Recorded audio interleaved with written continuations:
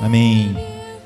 Jeremias, capítulo 9, verso 23 e 24, diz assim: Não se glorie o sábio na sua sabedoria, não se glorie o valente no seu poder, não se glorie o rico nas suas riquezas, mas o que se gaba, gloriar-se nisto, em entender e saber que eu sou o Senhor, que pratica firme amor, justiça e retidão na terra, porque destas coisas me agrado, diz o Senhor.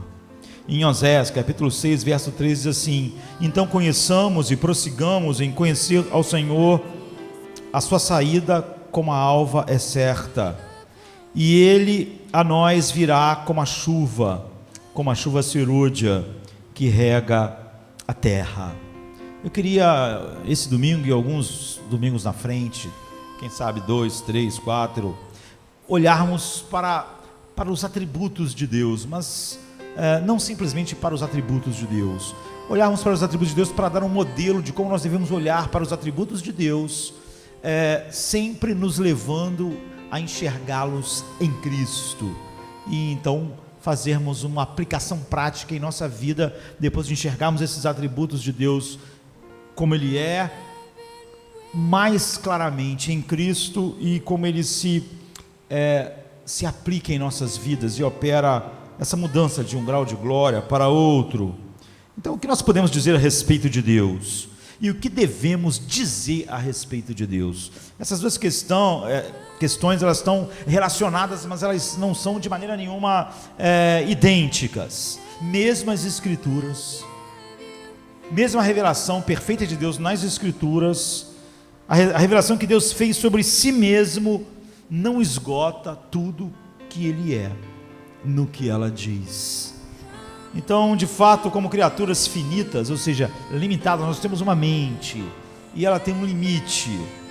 Nunca poderemos dizer tudo sobre o infinito, o ilimitado Deus. E mesmo em nosso estado perfeito, isso não tem nada a ver com o nosso estado imperfeito, nosso corpo imperfeito, não glorificado. Mesmo em nosso estado perfeito, nós nunca apreenderemos tudo aquilo que Deus é.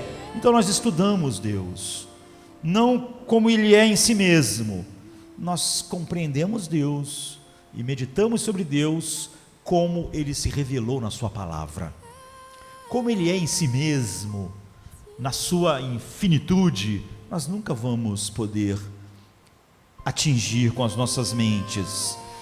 James Henley Thornwell, que é um teólogo famoso no século XIX, ele diz assim: Deus é ao mesmo tempo conhecido e desconhecido, em seu ser transcendente como absoluto e infinito. Embora um objeto necessário da fé, ele não pode ser um objeto final dos nossos pensamentos. Os nossos pensamentos não podem esgotá-lo. Nós não podemos representá-lo para o entendimento humano, nem pensá-lo como ele é em si mesmo. Mas no e através do finito, Ele deu manifestações da sua realidade incompreensível que, embora não sejam suficientes para satisfazer as exigências da especulação, são amplamente adequadas para todos os fins do viver para a sua glória e nossa alegria completa nele. Então, para nós hoje, essas manifestações são resumidas na palavra de Deus. Nós só saberemos mais sobre Deus do que sabemos em sua palavra quando nós estivermos mais neste mundo, mas mesmo lá será limitado a nossa finitude. Então Deus é sempre, mesmo para os redimidos e os anjos e os serafins, Ele sempre é conhecido e desconhecido. Finalmente, só o Pai conhece o Filho, só o Filho conhece o Pai, só o Espírito conhece o Pai e o Filho, porque só o Eterno conhece o Eterno. Então precisamos afirmar apenas que o que Deus disse sobre si mesmo é o que precisamos afirmar, o que precisamos meditar, o que precisamos conhecer, o que inclui deduzir a verdade de Deus, por consequência boa e necessária, revelada somente em sua palavra. Então nessa vida nós não podemos compreender perfeitamente tudo que a Bíblia nos fala a respeito de Deus, mas devemos procurar compreender tudo que pudermos, com a maior diligência, crer e comunicar o máximo que pudermos dela ao mundo inteiro. Isso é a pregação. Devemos continuar a conhecer e prosseguir conhecendo o Senhor, como Oséias 6:3 diz, que a gente viu. E é uma tarefa difícil, mas totalmente recompensadora para nós. Hebreus 11:6 diz: ora, sem a fé é impossível agradar-lhe, porque é necessário que aquele que se aproxima de Deus creia que Ele existe, que Ele é galardoador dos que o buscam. Então, sem isso, sem esse conhecimento, toda adoração é idolatria. Então, hoje, em que tantas pessoas estão reunidas no mundo, se não há uma pregação centrada nas verdades que Deus revelou sobre Ele, todo mundo que está adorando hoje está sendo um idólatra. Porque é óbvio que quando você não está ciente da revelação que Deus fez de si mesmo, você está adorando um Deus que você está imaginando. E isso é exatamente o que a idolatria é. Toda verdadeira teologia depende de Deus e de Deus somente. Toda verdadeira teologia não depende de insights, sonhos, novas revelações, depende só de Deus. Ele é o princípio sobre o qual a nossa teologia é construída. E qualquer outro princípio sobre o qual a teologia é construída, que não seja a Bíblia, é falso. Então, como um Deus pessoal e gracioso, Ele se revelou livremente a nós, dentro dos limites que Ele mesmo achava necessário, suficiente, bom, para nós nos alegrarmos plenamente nele e em seu Filho. Todos os outros tópicos, a teologia, por exemplo, o homem, a salvação, todas as coisas, todos os outros tópicos da teologia são mantidos juntos pela doutrina de Deus. É isso que nos interessa, a doutrina de Deus. Nosso interesse não está repousado sobre o homem, nem mesmo na salvação per si, ou seja, por ela mesmo, por alguém não ir para o inferno. Não. Portanto, a teologia sempre permanece em algum grau, finalmente, num olhar focado em Deus mesmo. A doutrina de Deus caiu em tempos dificílimos na nossa cultura, na nossa geração, nos nossos dias, porque muitas pessoas estão preocupadas com a salvação pessoal, com a sociedade, com a sua própria salvação, e não com Deus. E estão preocupados em evitar que o homem sofra, ou que nós colhamos as consequências do pecado.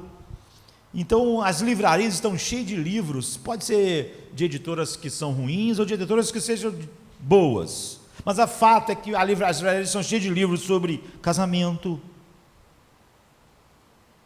sobre a vida, mas pouquíssimos livros são sobre a doutrina de Deus, sobre o próprio Deus. Isso é lamentável, já que nada pode realmente fazer sentido para a nossa vida, a menos que tenhamos uma compreensão de quem Deus é. É inútil falar sobre casamento durante um livro inteiro, se a maior parte do tempo nós não pensamos no que Deus é, e o que o casamento é, então, em relação ao que Ele é.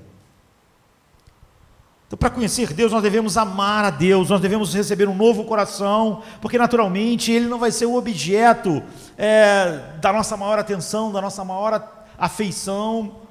Nosso conhecimento de Deus nunca pode ser limitado àquilo que é meramente aprendido cognitivamente. Como eu já disse várias vezes, todas as pessoas podem aprender cognitivamente tudo que outra pessoa sabe, porque é um ser humano, porque tem uma mente.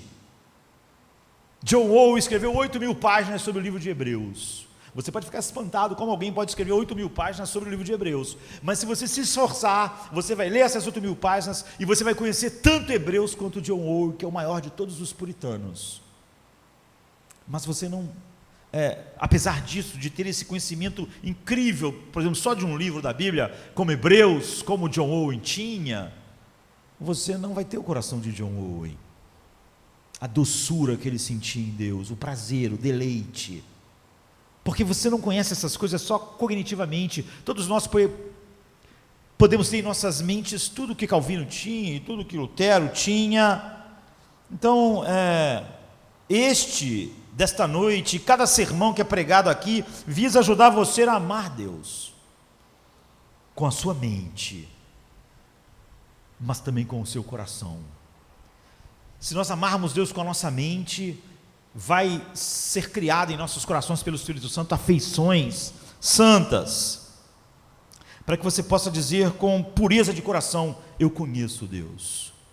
E se você disser isso, você tem a vida eterna, porque a vida eterna não é morrer e ir para o céu, é conhecer Deus hoje, conhecer pelo que Ele é, conhecer Deus como a nossa paz, como a nossa alegria, como a nossa justiça. É por isso que a ideia de que alguém salvo sem paz é estranho a verdade, é estranha a Bíblia, porque a salvação é conhecê-lo, não cognitivamente, é conhecê-lo como essas coisas, como está em Mateus 5,8, 1 Timóteo 1,5, a vida eterna é conhecer Deus, como Jesus diz em João 17,3, Spurgeon, no seu primeiro sermão, no sermão número 1, não é o primeiro sermão que ele pregou, mas é o sermão número 1, daqueles que chegaram a nós, que ele pregou com 20 anos de idade, e é um dos maiores sermões que eu já ouvi, eu não ouvi do Spurgeon, né? Mas, enfim, eu vi eu mesmo falando.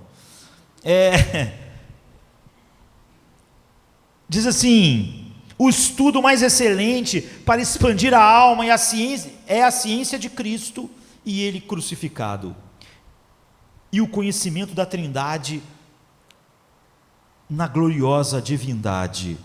Nada aumentará o intelecto, nada alargará a alma do homem com uma investigação devota, séria e continuada do grande assunto da divindade. Está dizendo o seguinte: nada é comparável à doutrina de Deus. E o sermão dele é sobre a imutabilidade, sobre um dos atributos de Deus. Então você quer ter sua alma expandida, cada dia mais ela maior. Então ouça Spurgeon, certamente ele sabia o que era, ele sabia tudo sobre a expansão da alma. Então, antes de ler, observe que ele conectou, Spurgeon, corretamente a ciência de Cristo com o conhecimento de Deus. Toda a obra de Cristo só visa isso, nos levar ao Pai. Se nós falarmos que alguém foi justificado, mas não foi para levar o homem a Deus, para conhecer Deus, então nós não entendemos nada. A revelação de Deus mostra a Cristo, que por sua vez revela Deus. Deus criou todas as coisas para glorificar o seu Filho, como está em Colossenses 1,16, e o Filho vem para salvar, para nos revelar o Pai, como está em Mateus 11, 25, 27, João 17, 5, 6 e 26. E pelo Espírito Santo, já que a salvação é obra da Trindade, nós entramos nesse mundo de revelação sobrenatural na palavra de Deus, no qual podemos alegremente declarar que através de Cristo conhecemos Deus, que é a vida eterna. Quando ele fala sobre o Espírito Santo nos ensinar, ele diz: santifica-os na verdade, a tua palavra é verdade. O Espírito Santo não nos leva para outro lugar. Sempre que o Espírito Santo supostamente está levando as pessoas para outro lugar que não é a Bíblia, não é o Espírito Santo que está fazendo isso. Então Cristo existe como repositório sagrado de toda a verdade. Toda a verdade de Deus está em Cristo. Você não pode conhecer nada de Deus fora de Cristo. Ele se manifesta como a soma e o centro da revelação do Pai. Ninguém vem ao Pai a não ser por mim. Ele media não apenas através do seu trabalho salvífico para a igreja, mas também através da comunicação entre Deus e a humanidade caída. Então, seu grande objetivo na terra era tão somente esse: revelar o Pai. Tudo que o Pai quis em todo o seu plano eterno era revelar o seu Filho, e o que o Espírito Santo vem é dar testemunho de Deus, nos fazer conhecer Cristo, como está em Mateus 13, 35, João 1, 18. Então, de fato, Cristo tinha uma capacidade única de nos dar o conhecimento de Deus, e se não é isso que o homem está recebendo dia a dia, ele não tem Cristo. Então, o que Cristo recebeu do Pai, em termos de conhecimento e graça, Ele concede livremente à sua noiva. Essa é a grande bênção. Ele não deseja nos manter ignorantes daquilo que é a sua alegria eterna. Ele quer que nós tenhamos a alegria que Ele tem, e Ele tem a sua alegria em seu Pai. Então é o que Ele nos revela. O Pai quer nos fazer participantes da sua alegria, e toda a sua alegria está em seu Filho. Então é isso que Ele nos revela. Além de Cristo, os atributos de Deus permanecem sem sentido para nós. É por isso que eu falei, quero olhar para esses atributos, mas sempre ligados a Cristo e sempre aplicando então. Somente em Cristo podemos entender o Deus verdadeiro e o Deus vivo, e só podemos compreender Cristo quando o Espírito Santo nos revela a Ele, nos mostra a sua beleza na sua palavra. Isso é que nos resgata da nossa escuridão espiritual e do terror de Deus. E qualquer chamada, revelação sobrenatural de Deus, a parte de Cristo é uma mentira, é uma farsa, apesar de ser abundante em nossos dias. E qualquer estudo dos atributos de Deus só é verdadeiro se tratado em conexão com seu Filho. E não existe nenhuma revelação de Cristo fora das Escrituras. É mais do que absurdo alguém falar assim: eu sei algo sobre Cristo que não está na Bíblia. A Bíblia é onde nós contemplamos a glória de Deus na face de Cristo, porque não existe nenhuma revelação de Deus, do seu Filho, que não esteja nas Escrituras. É a perfeita revelação de Deus, do seu Filho. Então Colossenses 1,16 diz: porque nele foram criadas todas as coisas que há nos céus e na terra, visíveis e invisíveis, sejam tronos, sejam dominações, sejam principados, sejam potestades, tudo foi criado por Ele e para Ele. O Pai pensou todas as coisas para mostrar Cristo, e para a glória de Cristo nós vivemos e aprendemos como cristãos, fixando os nossos olhos em Cristo, e nós só podemos fixar os olhos em Cristo, fixando nossos olhos na palavra, e o Espírito Santo incendeia em nossos corações a verdade que entra em nossas mentes. E vivemos e aprendemos como cristãos fixando os olhos em Cristo, não apenas quando lutamos contra o pecado e a tentação, mas pelo contrário, quando estamos buscando o deleite final dos nossos corações em Deus, em Cristo, nas Escrituras. Então, Thomas Goodwin, que é um dos grandes puritanos, faz um ponto importante dizendo assim: há uma imagem gloriosa de todos os atributos de Deus que brilha na pessoa de Cristo. Ou seja, nós não podemos compreender de fato esses atributos a não ser em Cristo. Thomas Goodwin continua: e nas obras que Cristo fez por nós, e nos frutos e benefícios que por nós redundam, ou nas obras de Cristo em nós, agora Ele está no céu, levando-nos à comunhão consigo mesmo. E todos eles fazem uma imagem completa, todos os atributos, e mais perfeita das riquezas da glória de Deus, e isso é o que o Evangelho trata, é disso que o Evangelho trata, é nos levar a esse conhecimento. Então, uma visão de Deus e de Cristo, e de como os atributos de Deus que nós vemos em Cristo mais plenamente afetam a nossa vida cristã, na medida em que eu possa fazer realmente os homens ouvirem isso e eles compreenderem isso pelo Espírito Santo, tornar esses conceitos teológicos claros, ainda que às vezes complexos. Então eu terei sido um professor abençoado no mundo, senão eu terei sido totalmente inútil. Então, a saber, ajudar as pessoas a conhecer e amar a Deus de uma maneira melhor, mais clara e totalmente informada somente pela sua palavra, no poder do seu Espírito. Então, o objetivo desses sermões é cultivar os adoradores, produzir verdadeira adoração, porque você só pode adorar a Deus em espírito e em verdade. Ou seja, se você não tem uma doutrina de Deus, como eu disse, toda adoração é idolatria, como Jesus diz em João 4:24. Então, o primeiro atributo que eu quero falar, depois dessa breve introdução, é que Deus é simples, é sobre a simplicidade de Deus. Esse é o atributo que nós temos que olhar em primeiro lugar. 1 Timóteo 6, 15, 16 diz assim: aquele que é abençoado e único soberano, o Rei dos reis e Senhor dos senhores, que sozinho tem a imortalidade, que habita em luz inacessível, a quem ninguém jamais viu ou pode ver. Para ele seja a honra, o domínio eterno. Amém. Então, se você perguntar à maioria dos cristãos, Deus é simples? Deus é simples? Eles provavelmente vão negar que Deus seja simples. Na verdade, eu acho que até a maioria dos cristãos vão ficar confusos com a ideia de que a simplicidade é um atributo de Deus.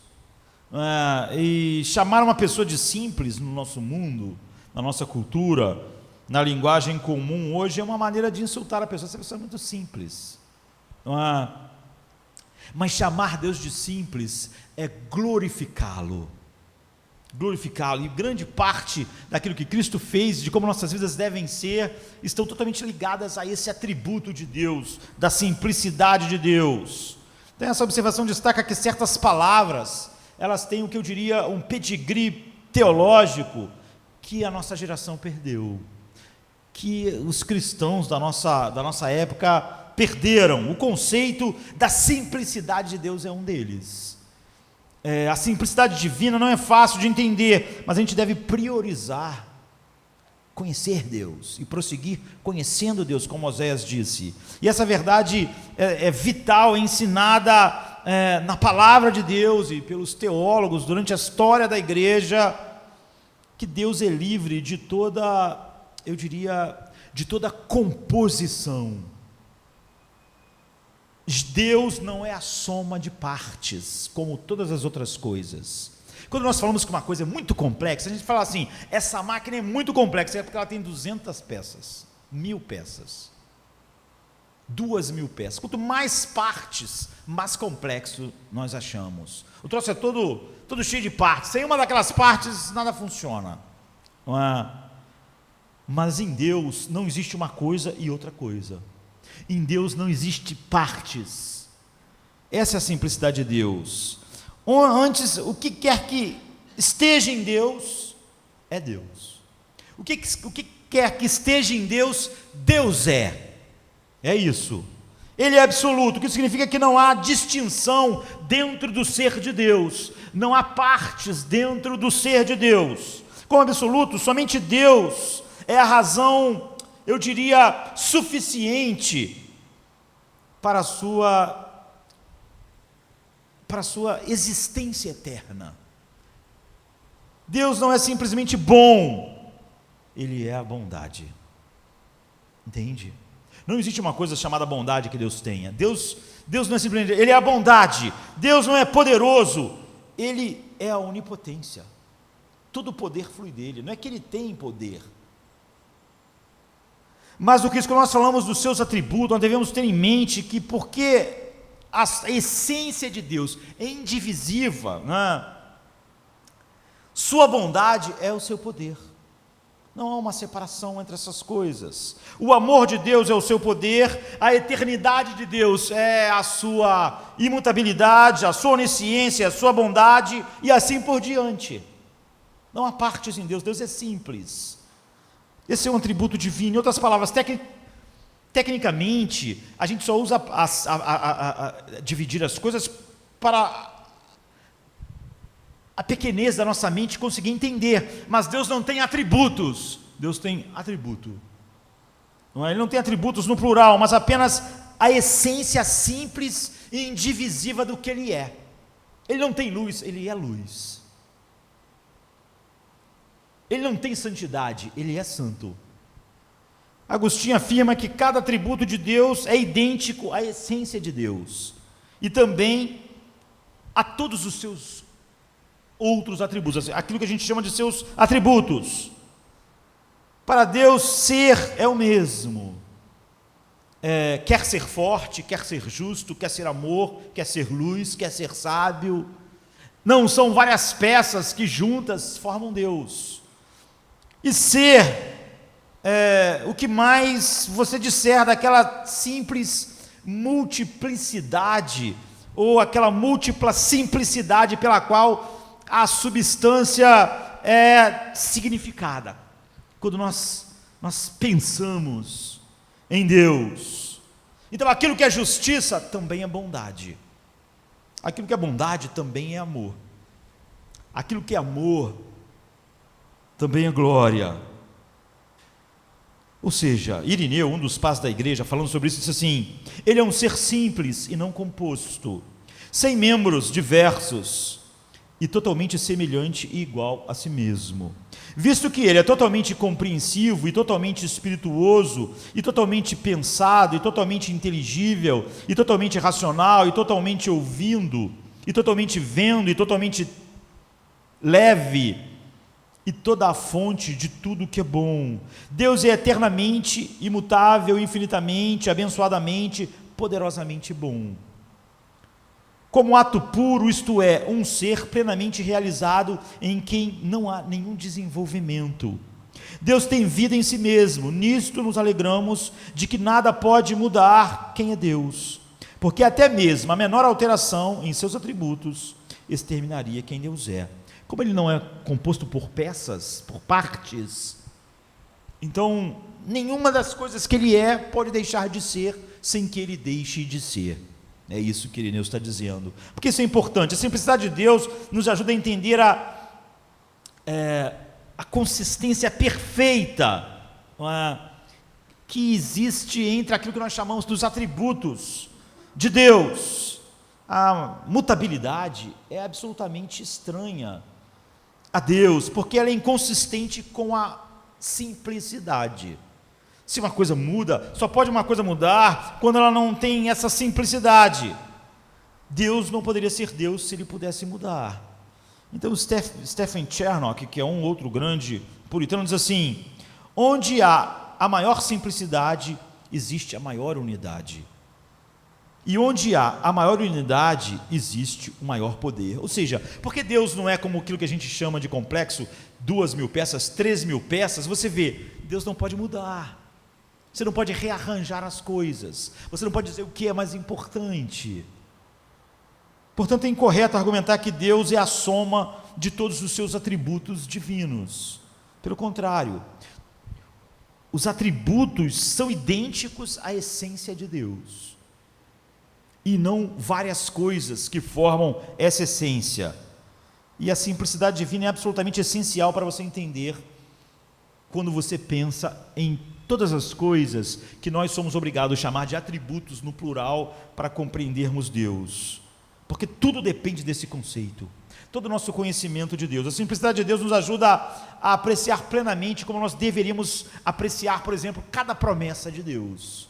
Por exemplo, Romanos 8:28, e sabemos que para os que o amam, para os que amam a Deus, todas as coisas cooperam para o bem daqueles que são chamados segundo o seu propósito. Isso aqui tem uma dimensão totalmente diferente quando você compreende a simplicidade de Deus, porque Deus é a bondade, ele pode fazer essa promessa, mas porque a sua bondade também é o seu poder, ele pode fazer essa promessa porque ele é poderosamente bom, entende? No entanto, ele também é sábio, então ele é poderosamente bom e poderosamente sábio. Acrescente isso, que Deus é imutável, portanto Deus é poderosamente bom, sábio, e a sua bondade não pode mudar nos objetos. O seu poder é sua bondade, sua sabedoria, sua imutabilidade. Portanto, nós podemos confiar, nós podemos descansar que todas as coisas estão trabalhando juntas para o nosso bem, porque nosso Deus é sabedoria, nosso Deus é poder, nosso Deus é bondade, nosso Deus é imutabilidade. Então tudo que Ele faz por nós envolve necessariamente todos os seus atributos.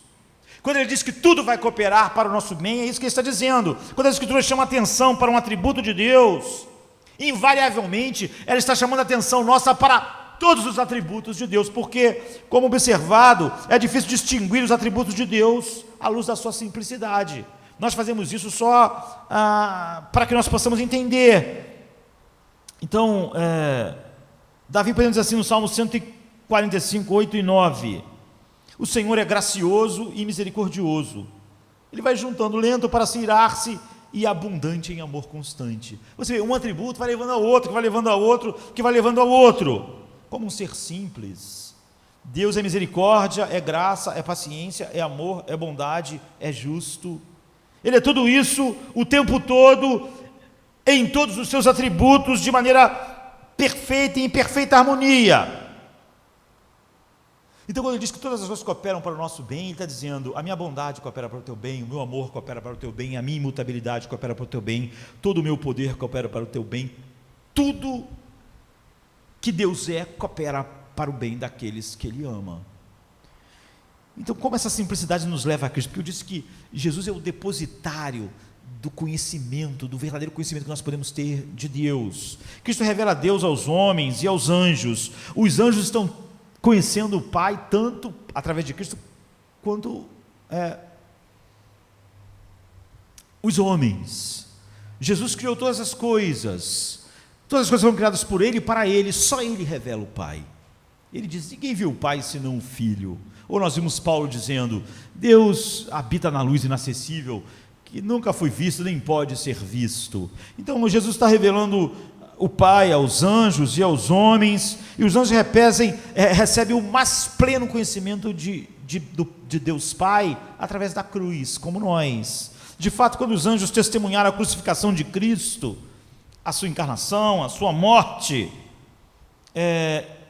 eles conheceram mais sobre o Deus Pai do que eles tinham conhecido por todo o tempo que eles tinham existido. E eles estão conhecendo agora na obra de Cristo mais e mais o Deus Pai do que eles jamais tinham conhecido. E eles aprenderam mais sobre Deus e seus atributos do que em todas as ações anteriores que Deus realizou e que eles conheciam perfeitamente, existindo sem pecado. Thomas Boston, que é outro puritano, diz assim: novamente a glória de um atributo é mais vista em um trabalho do que em outro. Em algumas coisas há mais da sua bondade, em outras coisas mais da sua sabedoria vista, em outras mais do seu poder, mas na obra da redenção, na cruz, todas as suas perfeições e excelências brilham em maior glória, ou seja, em Cristo, todos os atributos são glorificados igualmente.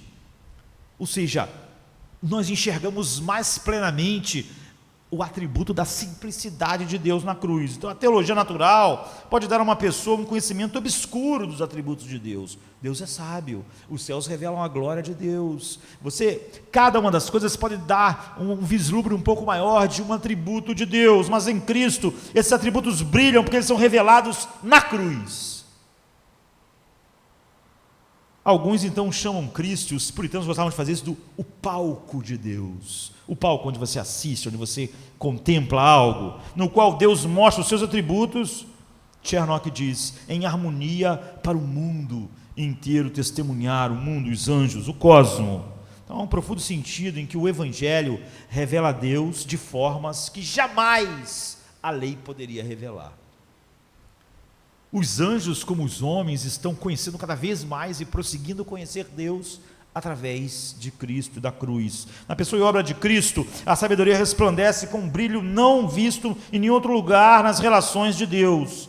Colossenses 2, 2 e 3 diz assim: para que os seus corações sejam consolados e estejam unidos em amor e enriquecidos da plenitude de inteligência para o conhecimento do mistério de Deus e Pai e de Cristo, em quem estão escondidos todos os tesouros de sabedoria e da ciência. Dessa forma, tudo que Deus é, Cristo manifesta como nosso Salvador.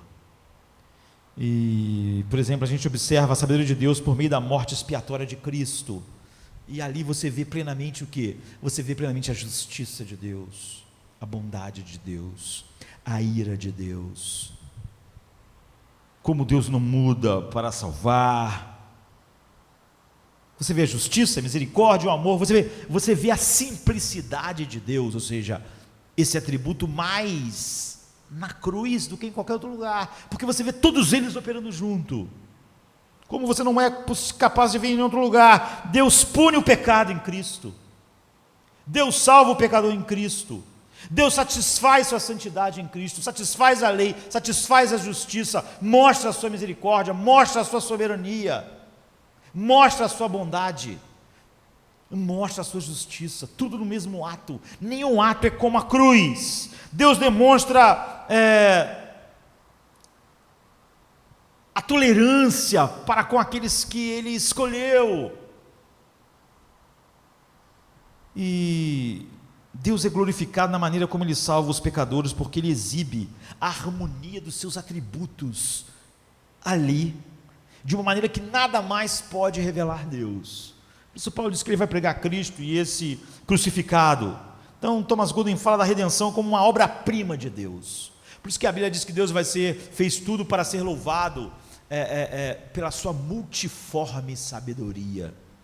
Porque você não poderia conhecer a multiforme sabedoria de Deus a não ser na cruz.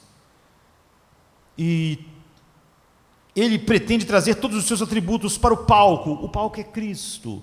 Então, ele diz assim, Thomas Goodwin: quando Deus justifica um pecador, tudo em Deus está do lado do pecador. Pense na justificação quando você pensa nesse atributo da simplicidade de Deus. Ele diz assim: quando Deus justifica um pecador, tudo agora está do lado do pecador. Todos os atributos de Deus estão do lado do pecador. Não é que a misericórdia esteja implorando pelo pecador e a justiça esteja pensando, não era melhor castigar? Não, a justiça está dizendo, perdoa. É por isso que ele diz, ele é fiel e justo em nos perdoar, porque a justiça está dizendo mesmo que a misericórdia, eu estou satisfeita. Não é que na cruz a misericórdia está falando, perdoa, e a justiça pune. Não, não, não. A justiça está dizendo agora, perdoa. Não há dívida nenhuma mais. Todos os atributos estão falando a mesma coisa. Tudo de Deus faz tudo o que Deus faz.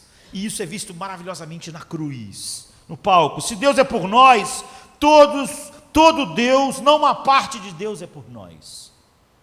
Então o infinito, eterno, imutável Deus, que é bondade e sabedoria, está do nosso lado agora, como Romanos 8,31 diz. Assim, na morte de Cristo, nós vemos a simplicidade de Deus, esse atributo de Deus, revelado no sentido de que todos os seus atributos se harmonizam gloriosamente, todos eles dizem a mesma coisa.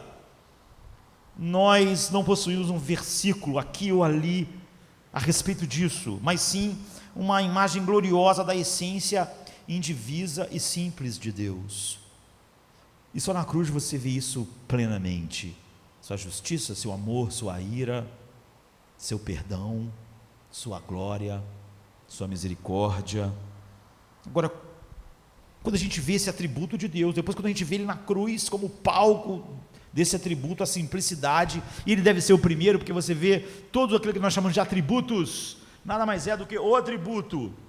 Portanto, se nós não entendermos o atributo da simplicidade, nós vamos ter uma ideia errada a respeito de Deus, com os seus atributos lutando entre si, ou Deus composto por várias partes, quando na verdade tudo que Deus é,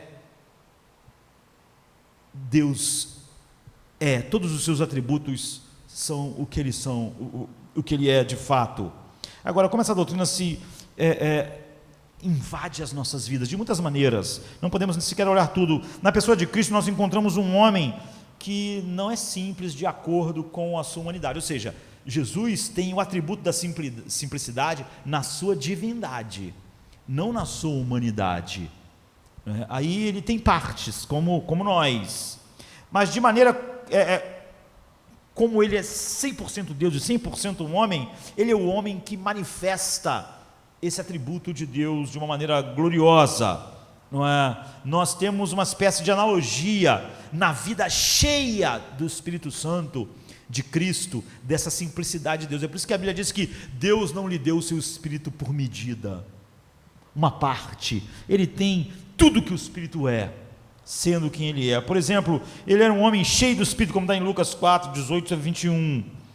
Então, como homem do Espírito Santo por excelência, as emoções de Cristo foram mantidas em perfeita harmonia, no sentido em que Jesus reagiu de maneira perfeita a todas as situações. Eu já disse que temperamento é a maneira que nós reagimos automaticamente às situações. Então, nosso temperamento, se for um determinado temperamento, nós tendemos a sempre reagir igual. A sabedoria vai fazer a gente controlar nosso temperamento. Nós podemos dizer, eu lembro quando falei sobre isso, que Jesus não tinha um temperamento, ele tinha a resposta adequada a todas as situações. Então Jesus é o único homem que, como está em Eclesiastes 3, 4 e 3, ele sabia quando chorar e quando rir. Ele nunca riu quando tinha que chorar, e nunca chorou quando não era para chorar. Se há um tempo de chorar, e há um tempo de rir, e há um tempo, Jesus sempre fez isso, todas as vezes no tempo certo. Nunca houve um momento que era para chorar, que ele não chorou, um momento que era para rir, ele não riu. Jesus nunca se sentiu indignado e zeloso, com um juízo, numa hora que não era essa a coisa certa a ser manifestada.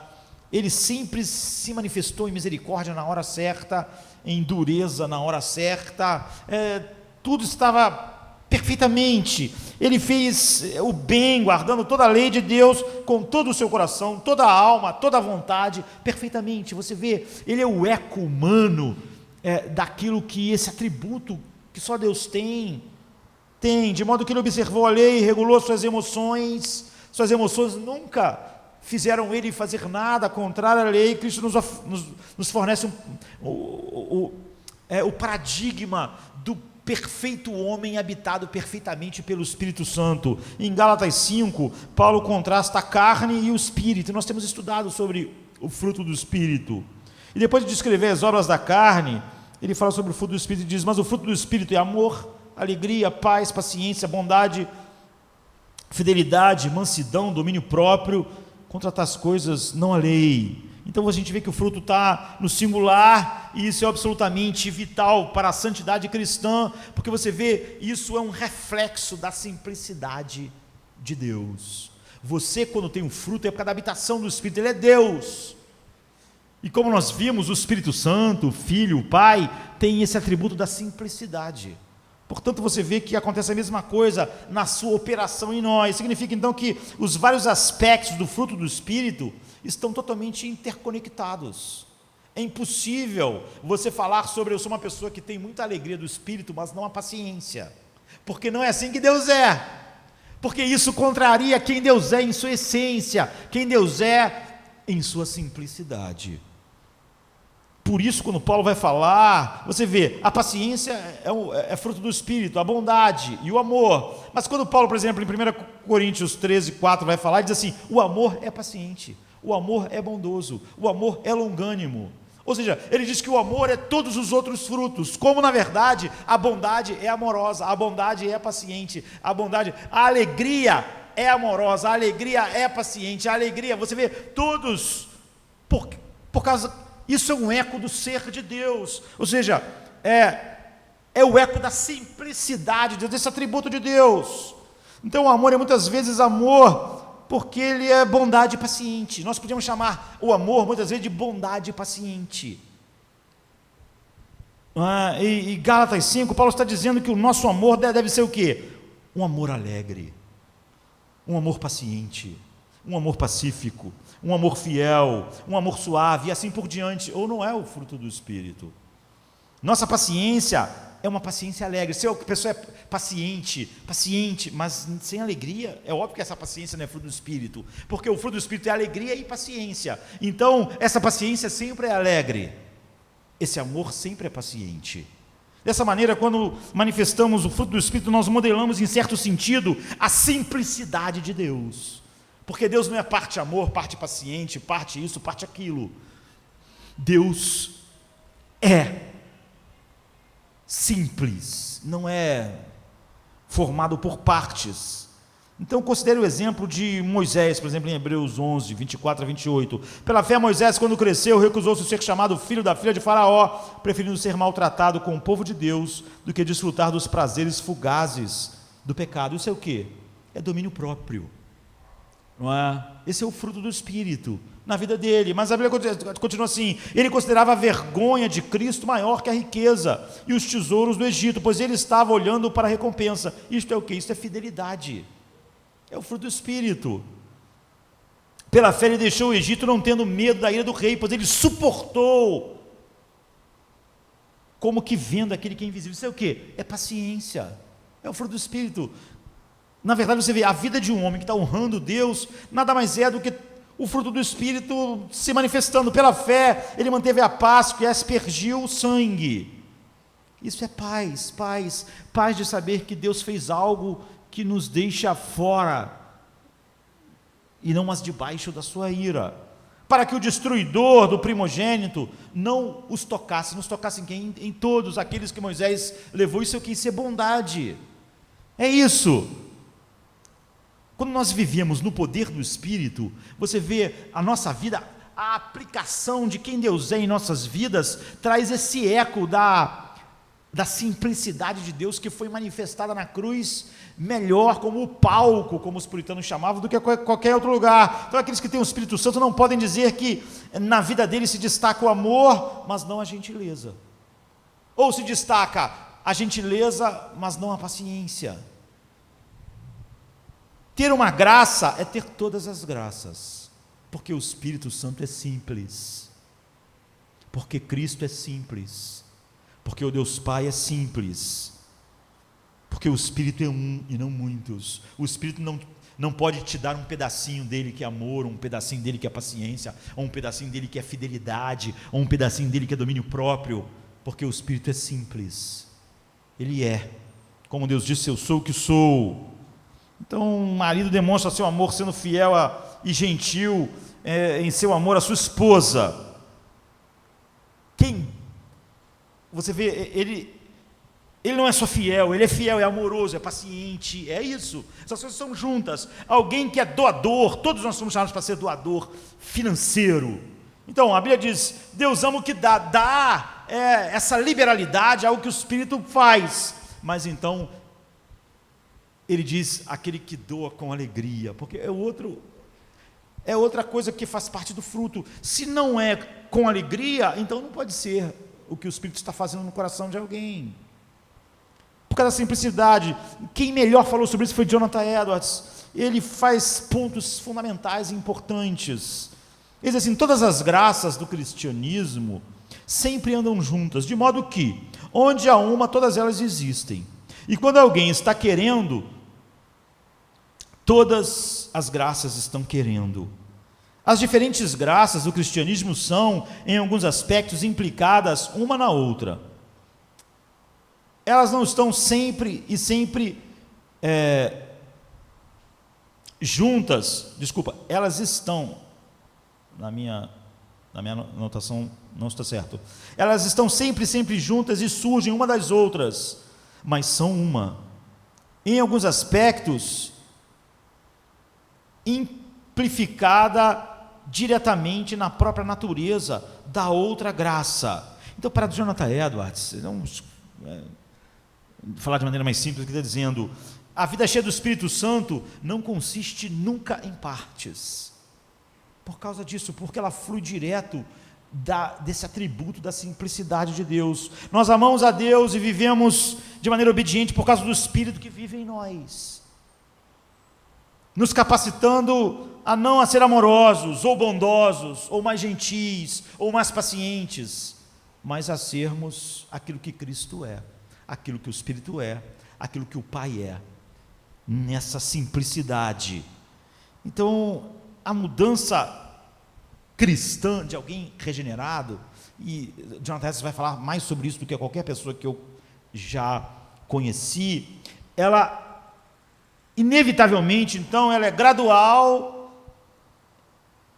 ou ela é inevitável, interna, e é simétrica, por causa da simplicidade de Deus.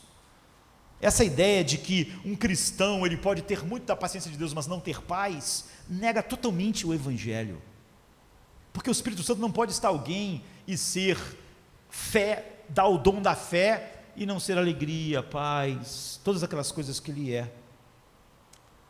Então esses dois primeiros têm de se unir, caso contrário você vai estar em desespero, ou seja, ela é gradual, mas inevitável. Não existe um cristão que não vai experimentar isso, porque todo cristão é a habitação do Espírito Santo, e o Espírito Santo não habita em nenhum lugar, não importa qual é o estado de alguém. O Espírito Santo não habita num lugar sem que a sua onipotência vença. Ele pairava sobre a face do abismo. Ele é o poder que, quando o Pai fala através do seu Filho, trouxe do nada todas essas coisas que existem. Então, o Espírito Santo não só cria essas coisas, como mantém essas coisas juntas. Então, primeiro de tudo, por isso que Paulo usa a palavra fruto e não frutos, porque isso está fluindo diretamente do atributo da simplicidade de Deus. Ele não diz que esses são os traços do Espírito, ou as características, porque isso está fluindo da simplicidade de Deus. Esse é o fruto, como é o atributo, como é o que Deus é. Ele não é amor aqui, paz ali. Deus é o Deus de toda a paz. Ele é a paz que Ele concede. Ele é a luz, Ele é a bondade, Ele é o poder. Ele usa a palavra fruto porque Ele está deliberadamente invocando, como vários lugares do Novo Testamento, o crescimento botânico. E Ele usa no singular para nos conectar a esse atributo de Deus, da simplicidade de Deus. 1 Pedro 1 diz que nós nascemos pela semente incorruptível da palavra de Deus, ou seja, que Deus gerou em nós pela sua palavra. O Salmo 1 fala que os piedosos são como uma árvore plantadas junto a um rio de águas. Então há muita ênfase na Bíblia no crescimento botânico. A razão para isso é dizer-nos que a mudança cristã é gradual, mas é inevitável, inexorável. Ou você tem que admitir que não está acontecendo nada espiritual na vida de alguém. Sabe, é como um nabo crescendo, uma batata crescendo. É gradual, mas eles crescem. Ainda mais se fosse uma batata incorruptível, um nabo incorruptível, um alface incorruptível, como é a semente que está em nós. Então, o crescimento botânico, você nunca pode ver acontecer. Eu já disse isso aqui, estudando lá, não olhando a partir de olhar para esse atributo de Deus. Nunca a gente vê o crescimento botânico. Por isso, a Bíblia gosta mais dessa metáfora do que qualquer outra metáfora.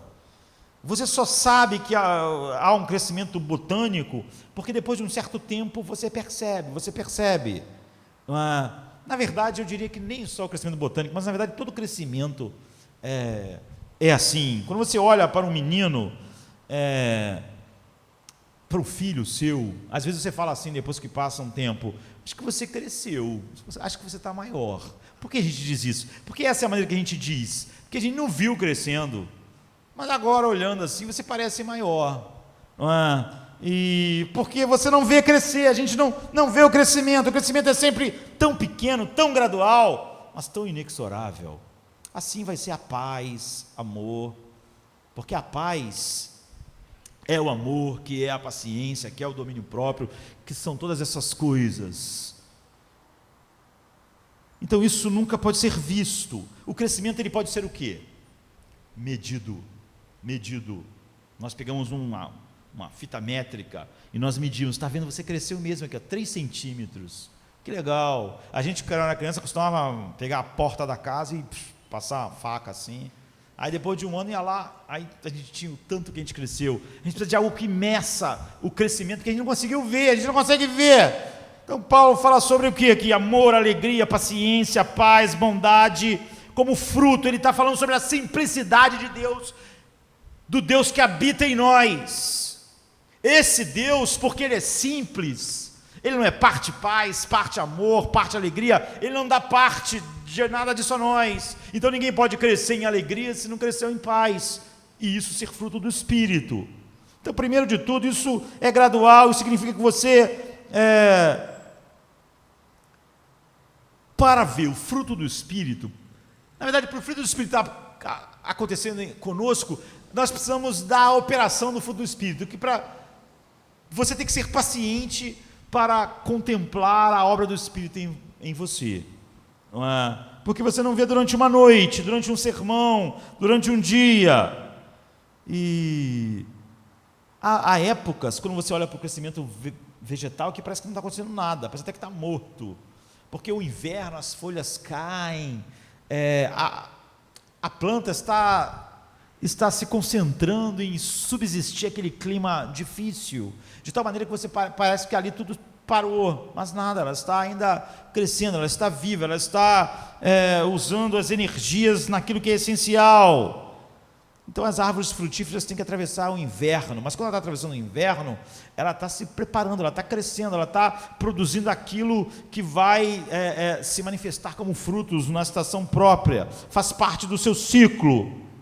E é por isso, porque durante o inverno ela não morreu, ela não foi sufocada pelo clima exterior, na época certa os frutos vão estar lá. E isso significa, é claro, que essas graças crescem assim, em todo cristão. Só na nossa geração, você vê, quando você perde a doutrina de Deus, você começa a inventar uma teologia totalmente estranha à verdade, que fala que uma pessoa pode ter paz e não alegria, ou paciência, ou não aquilo, porque nega a doutrina de Deus. Crescimento no amor, na alegria, na paz, é o crescimento do caráter de Cristo em nós, é o que o Espírito está fazendo lá, que é esse eco, tem esse eco da obra, da simplicidade de Deus que é manifestada mais perfeitamente na cruz do que em qualquer outro lugar, esse atributo, e também se manifesta naquilo que a obra de Cristo faz em nós. Então, muitas das vezes, o crescimento botânico, como dessas graças em nossa vida, é sazonal, às vezes é mais visível, às vezes menos, às vezes é mais acelerado, mas nunca tão rápido que você possa ver. Mesmo na época que a árvore frutifica, ainda assim não dá para você ver a fruta crescendo, ou a flor crescendo, mas tudo isso acontece junto, não é? Tudo que o Espírito faz em nós, essa é a simplicidade. Nós temos que reconhecer o fato de que o crescimento não é só algo que a gente não vê, é muitas vezes algo que a gente não sente. A gente não sente quando ele está acontecendo. É por isso que as pessoas costumam falar sobre dores do crescimento. Você não se sente crescendo, não é só que você não vê você crescendo, ou vê seu filho crescendo, mas o próprio filho não sente crescendo. Você só pode medir. Você não se sente nem engordando, vamos ser sinceros. Você não sente assim, agora durante o culto eu engordei um pouquinho. Você não sente. Você tem que medir. Mesmo esse seu crescimento adiposo, né, eu diria, você não sente. Então, por exemplo, se você está com um menino de 16 anos, e você pode dizer para ele, hoje é dia 27 de janeiro de 2009, certamente eu acho que hoje você corre 100 metros mais rápido do que em 27 de janeiro de 2018. Ele vai dizer, acho que não. Não, sim, porque você está 2 centímetros mais alto, e sua musculatura está mais desenvolvida, e seus ossos estão mais fortes, certamente você corre mais rápido. Você vê, mas ele vai ter que correr, ele vai ter que ir para a pista, para medir, porque ele não percebe que é mais rápido, porque ele não percebe que cresceu. Ele diria naturalmente que não, que ele acha que ele é tão veloz quanto ele era, ele é a mesma coisa. Você só sabe que é mais rápido quando você é testado na pista. É assim que os filhos de Deus percebem que eles cresceram, sabe? É tão misterioso sobre a obra do Espírito Santo em nós, que o que acontece é que você às vezes cai sobre um grande sofrimento e você diz, caramba, há um tempo atrás isso seria devastador para mim, mas não é mais. Você vê, você cresceu em amor, em paz, em alegria, em deleite em Cristo, mas só na hora do teste você percebe. Você não percebe simplesmente, e é por isso que Deus coloca tantas coisas assim em nossas vidas. Você diria, eu nunca poderia ter tido há um tempo atrás esse tipo de autocontrole, esse tipo de paciência, esse tipo de domínio próprio, mas agora que isso aconteceu, agora que de repente essa situação entrou na minha vida, esse acontecimento, eu percebo isso. Assim como você não se sente mais rápido, você não se sente que a tua paz ela cresceu, que a alegria cresceu, a não ser quando alguma coisa tenta atingir a sua alegria ou a sua paz, e você vê que ela cresceu. Você precisa, como eu disse, do fruto do Espírito, da paciência para crescer no fruto do Espírito. Por outro lado, esse não é o fruto do homem, você vê. Nenhum cristão pode dizer, no meu caso não é assim, pastor, porque ou ele pode dizer que ele tem o Espírito Santo ou que ele não tem o Espírito Santo. O que ele não pode dizer, como esse fruto não é o fruto do homem, então não existe essa coisa de o fruto no meu caso não está sendo assim, porque esse é o fruto do Espírito. Então a mudança cristã é misteriosa, é sazonal, é lenta, ela é quase invisível, mas ela é inexorável, e você, óbvio, precisa do próprio fruto para não ser impaciente enquanto Deus está trabalhando na sua própria vida. Mas esse crescimento é inevitável, porque ele é o fruto do Espírito, e ele manifesta esse eco desse atributo de Deus, que deve ser o primeiro atributo, para que a gente entenda todos os outros, o atributo da simplicidade de Deus. Então o que vai acontecer? Se você nasceu de novo, inexoravelmente, lentamente, você vai se preocupar menos, você vai se tornar mais paciente, você vai ser uma pessoa mais amorosa, você vai ser mais sábia, você vai ter mais paz, e mais, e mais. Você não vai ser só mais generoso, porque ser só mais generoso não é fruto do Espírito. Você vai ser mais generoso, você vai dar com alegria, você vai dar em paz. Todas as coisas acontecem juntas, por causa disso.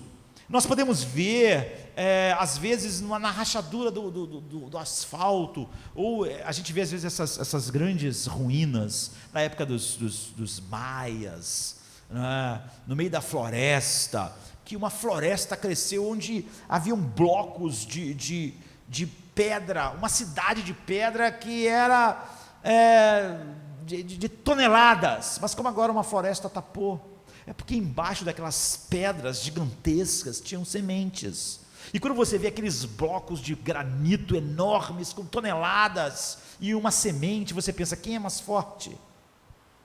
Quem tem mais poder? É óbvio que quem tem mais poder é a semente.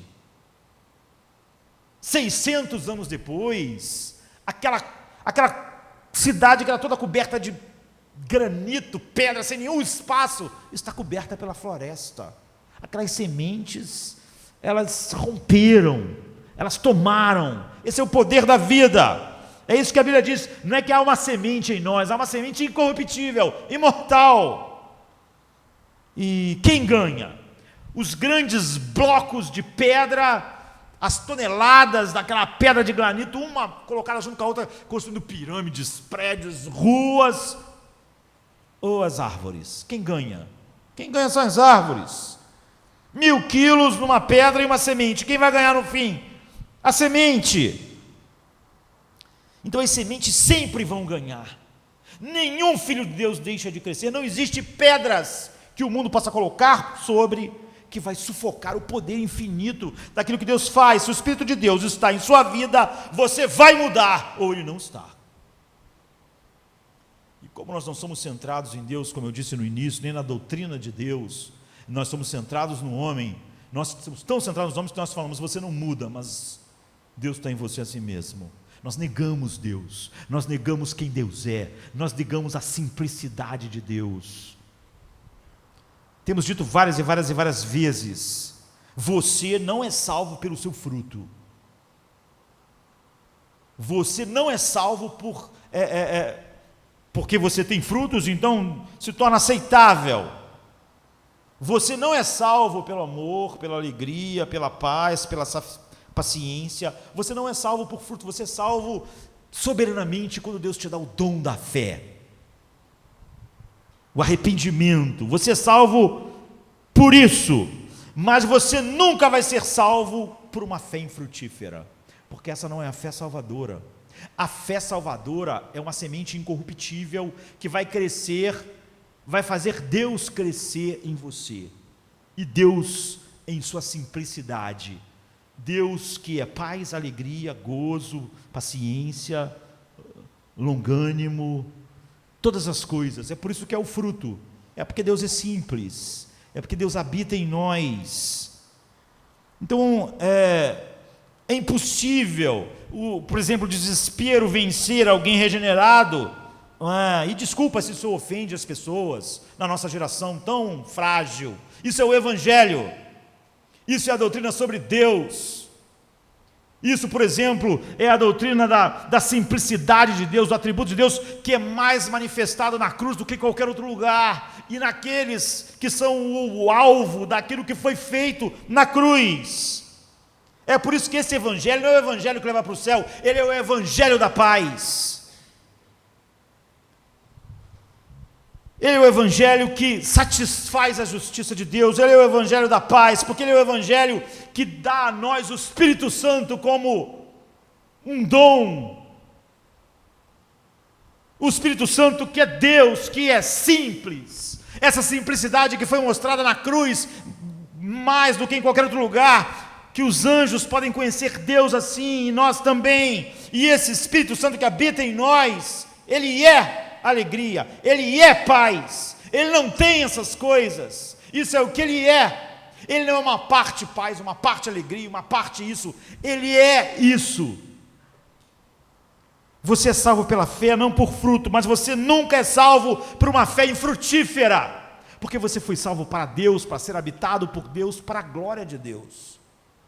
A verdadeira fé que traz o Espírito de Deus levará inevitavelmente ao crescimento, ou não existe essa fé lá, nem a presença do Espírito Santo, porque aquela semente, ela vence todos os granitos gigantescos de tudo que o mundo pode produzir. Então nós temos que fazer algumas perguntas difíceis. Na verdade, você não deve nem só perguntar a você mesmo, porque você às vezes não é uma boa pessoa para responder às suas perguntas. Você pode perguntar ao seu amigo, à sua esposa. Vá para uma pessoa que conhece você, que você confia, não é? E pergunte se você é uma pessoa mais paciente, mais amorosa, mais alegre em Deus, que tem mais paz do que há 1 ano atrás, do que há 2 anos atrás. Pense nisso. Ao longo dos anos que você diz estar no reino de Deus, essa é uma coisa peculiar a você. Se você diz assim, olha, eu consigo aquilo e aquilo, mas paz, isso eu não consigo superar. Ser longânimo, não consigo superar. Eu consigo paz, mas eu não consigo domínio próprio. Então não admita, não é um fruto do Espírito nenhuma dessas coisas que estão acontecendo com você. Não há nenhuma evidência. Então, se você é uma pessoa que diz ter muita paz, mas não consegue ser uma pessoa amorosa, ou você tende a ser extremamente ressentido, ou você é muito sensível, está sempre ferido, porque você não é paciente, você não é longânimo, você não é sofredor como o amor, que é o fruto do Espírito é. E é por isso que você vai, às vezes, de grupo em grupo. É por isso que você, às vezes, é muito bom para fazer amigo, mas não é bom para continuar sendo amigo.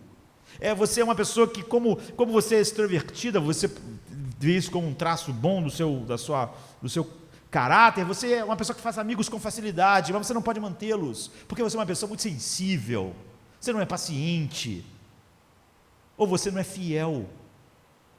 Então é por isso que às vezes você vai de cidade em cidade, de emprego em emprego, de igreja em igreja, você sempre tem os seus sentimentos feridos, sempre se sentindo desprezado, sempre sentindo que o mundo não te valoriza, sempre sentindo como se ninguém gostasse de você como devia.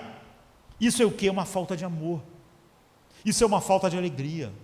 Isso é uma falta de paz, é uma falta de paciência, é uma falta de bondade, é uma falta de fidelidade, é uma falta de gentileza, é uma falta de autocontrole. Isso é falta do fruto do Espírito, é falta da presença do Espírito Santo, na qual essas coisas são graduais, mas como Ele é um Deus simples, e como essas coisas fazem parte do crescimento desse Deus em nós, elas não são coisas separadas, então elas são juntas, gradual, inevitável e juntas.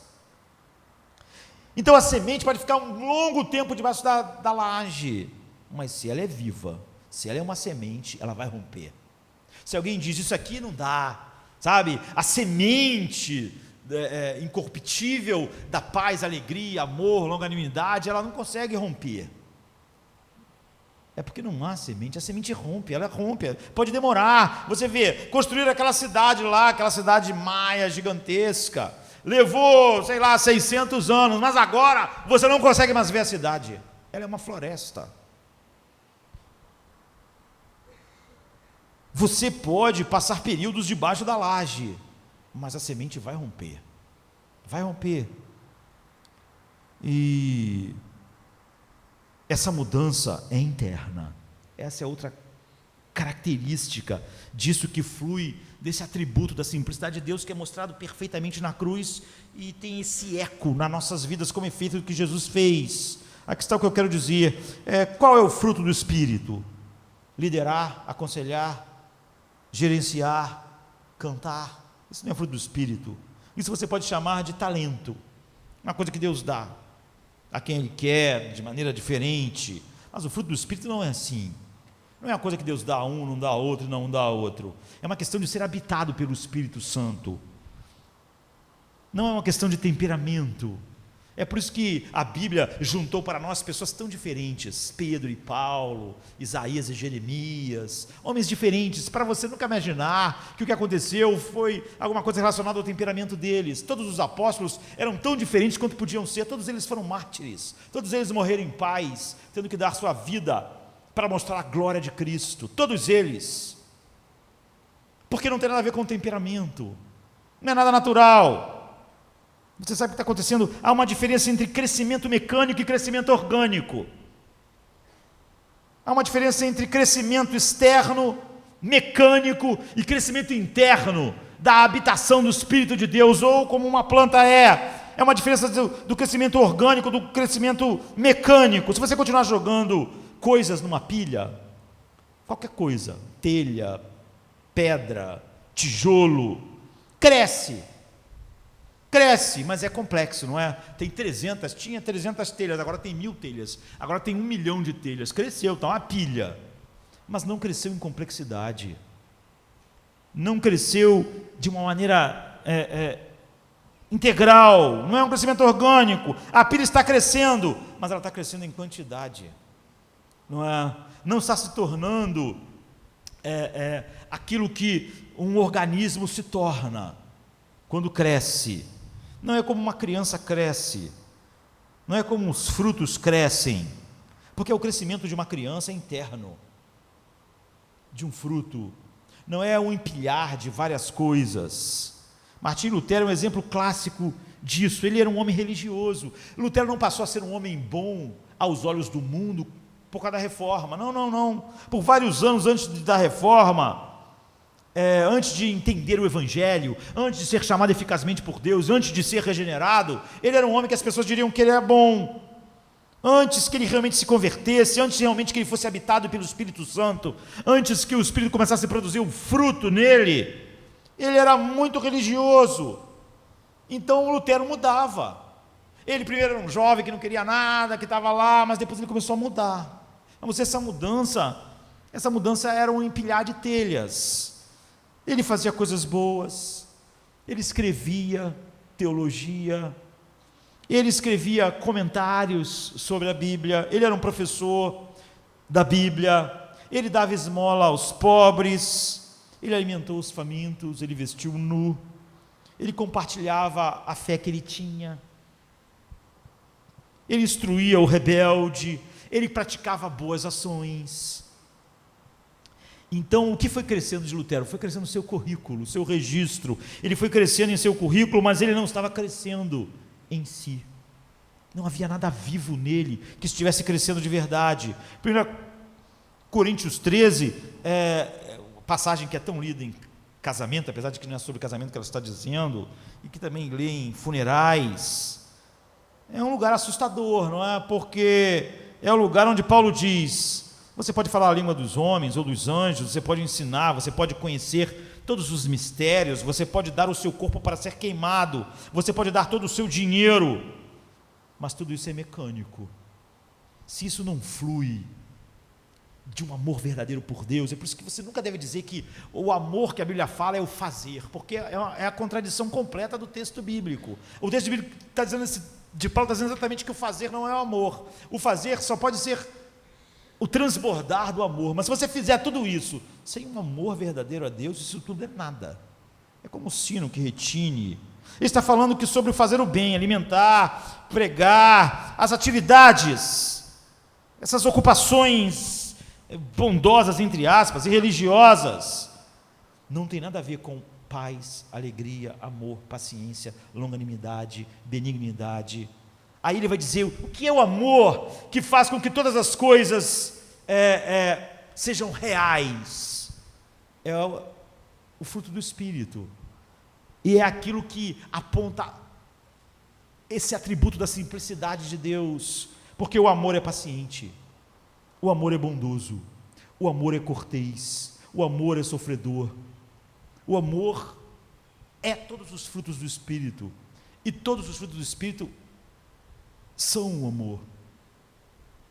A paciência é amorosa, a paciência é pacífica, tem paz, a paciência é alegre, como nós dissemos.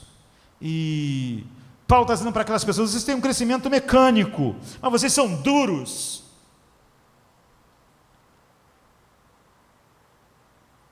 Ele não está dizendo simplesmente que essas pessoas não são cristãs. Ele está dizendo que é possível que elas não sejam, se essa for aquilo que elas são finalmente. Então, ser ativo na igreja, em todas as coisas, não diz nada sobre um homem, se realmente o fruto do Espírito, ou seja, aquilo que Deus é, aquilo que é mais mostrado no atributo da sua simplicidade, não está se revelando. Então, eu estou crescendo. 1 Coríntios 13 está dizendo, você sabe o que Gálatas 5 está dizendo?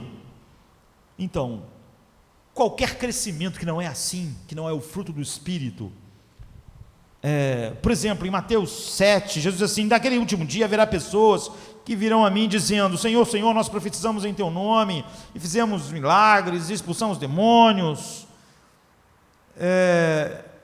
e Jesus vai dizer: eu nunca te conheci, meu Espírito nunca habitou em você.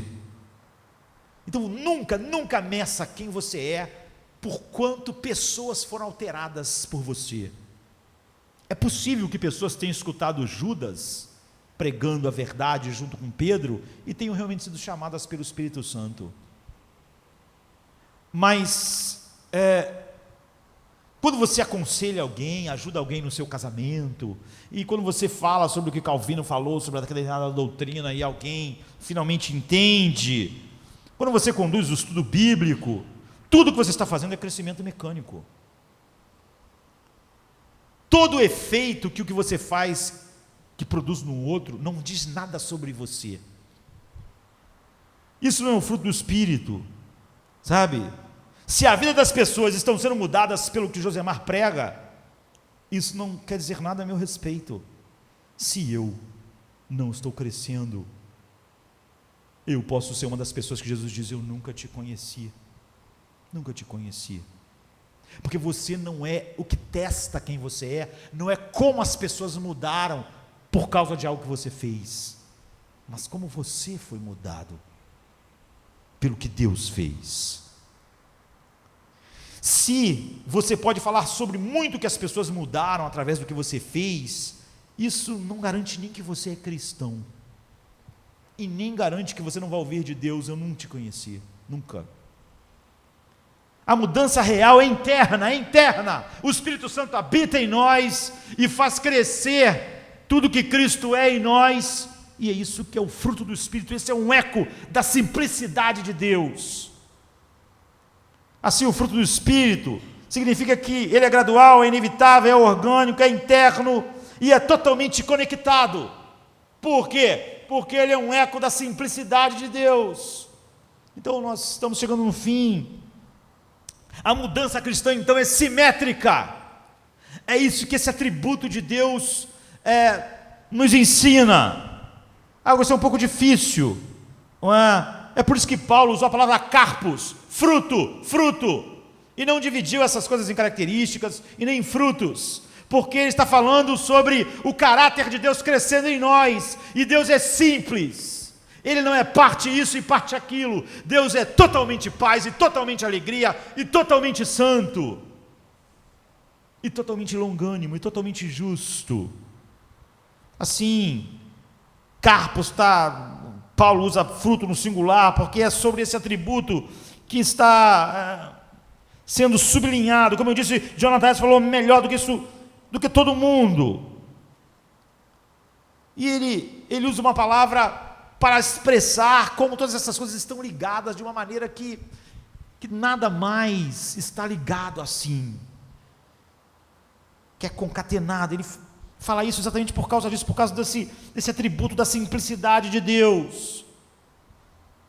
Se você quer saber se o amor que está crescendo em sua vida é um amor espiritual, a partir do Espírito Santo, a partir do Evangelho, você tem que olhar para ele à luz da doutrina de Deus, da simplicidade de Deus. Você pode estar sendo uma pessoa realmente que é mais amorosa do que você era antes, mas se a tua paz não cresceu, então isso que você chama de mais amoroso não tem nada a ver com algo espiritual, porque o amor, que é o fruto do Espírito, ele é uma coisa só, porque ele flui dessa simplicidade de Deus. Se ele tivesse crescido, a paz teria crescido, a longanimidade teria crescido, a paciência teria crescido, tudo teria crescido. Então ele é apenas natural, que faz parte da sua psicologia, do seu temperamento, porque você é uma pessoa mais amorosa, mas com menos paz, portanto é impossível esse mais amoroso ser um fruto do Espírito. É preciso ver se essas coisas estão absolutamente concatenadas, para nós sabermos se isso é o que o Espírito Santo produz. Ver como é importante a doutrina de Deus, a doutrina da simplicidade de Deus, o atributo da simplicidade de Deus, para nós entendermos tudo o que Cristo fez e tudo o que o Espírito Santo está fazendo. Isso diz três coisas. Em primeiro lugar, isso significa que todas as graças do cristianismo andam juntas. Simplicidade é um eco da simplicidade de Deus, do caráter de Deus, de quem Deus é.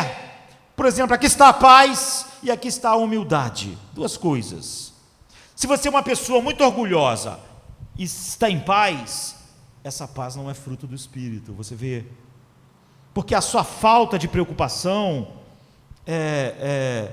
a sua falta de ansiedade, junto com o seu orgulho, você é orgulhoso, mas está em paz, é uma paz falsa, porque a verdadeira paz, ela flui junto com a humildade, com a paciência, com a longanimidade, sempre anda junto. Você diz, como pode ser isso, pastor? Deixa a gente falar sobre isso nesses últimos minutos. A paz que é espiritual, ela vem junto com a alegria, ela vem junto com a humildade. Se você diz assim, eu sou uma pessoa tão humilde, quem sou eu para ter paz e alegria? Pelo contrário, tristeza, eu sou tão... Isso que você chama de humildade não tem nada a ver com algo espiritual. A preocupação, por exemplo, a preocupação e a ansiedade na Bíblia é o que? É arrogância. Então, a paz espiritual é uma paz que vem da humildade. Se você é orgulhoso e tem paz, essa paz não pode ser o fruto do Espírito, porque você vê, como é que você lida com a preocupação, com a ansiedade? A preocupação e a ansiedade são arrogância em ação. A preocupação é sempre na Bíblia, a ansiedade, a recusa de assumir uma postura humilde diante de Deus. Em Tiago 4, ele diz, agora escutem, vocês que dizem, amanhã nós iremos para esta ou aquela cidade, ora, você não sabe mesmo o que vai acontecer amanhã. Então, qualquer pessoa que se preocupa, pensa que sabe que vai acontecer amanhã, e só quando as coisas não começam a acontecer como ela sabe, ela fica ansiosa, porque ela era arrogante, ela acha que sabe como as coisas deviam acontecer, ela não é humilde, ela acha que ela sabe como a vida dela devia ir, e quando ela começa a perceber que a vida dela não está indo como devia ir, ela acha que não podia acontecer desse jeito, ela não pode mais confiar em Deus, porque na verdade ela é arrogante, ela diz para Deus, eu sei como minha vida devia ser, eu sei como amanhã devia ser, e se Ele não está indo nessa direção, eu estou ansioso e com medo e desesperado. Você vê, a ansiedade é falta de humildade, de saber, tu sabes o que é melhor, tu sabes os caminhos que eu devo trilhar, tu sabes se eu devo beber esse determinado cálice. Qualquer um que está cheio de ansiedade é arrogante. Mas você vê uma pessoa cheia de ansiedade, pode passar uma ideia de humildade, porque você tem certeza de como as coisas deviam ser, e elas não estão sendo. Você é arrogante. Você não vê que você não sabe como as coisas deviam ser. A paz que está sempre lá, é uma paz que é baseada na humildade. Ela está sempre dizendo, Deus, tu sabes, minha vida está em tuas mãos, se tu quiseres, amanhã eu irei, venderei, mas se tu não quiseres, eu não irei, não venderei, eu morrerei amanhã. Essa paz, ela flui da humildade, de que Deus está no controle. Pessoas desesperadas é porque as coisas estão fugindo do seu controle, ela é arrogante. Eu já disse isso. Pastor, as coisas estão fugindo do meu controle. As coisas nunca tiveram no seu controle, você era arrogante. Deus, você diz, você sabe o que eu preciso, você sabe o que é necessário para mim ser mais como teu filho, e aqui está essa enfermidade, aqui está essa dor, tu sabe o melhor para mim. A paz flui da humildade, flui do amor, a alegria flui dessa paz que é humilde. Você vê, isso é o fruto do Espírito, é o eco dessa simplicidade.